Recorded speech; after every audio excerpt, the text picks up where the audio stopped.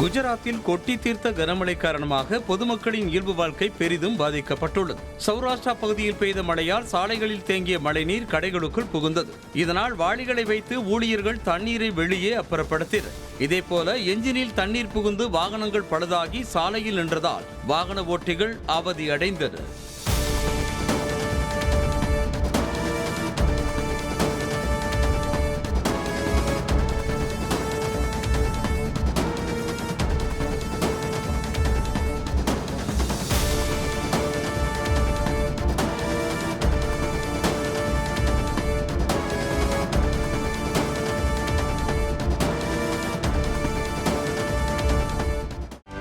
செய்திகளை உடனுக்குடனும் துல்லியமாகவும் தெரிந்து கொள்ள சப்ஸ்கிரைப் பண்ணுங்க.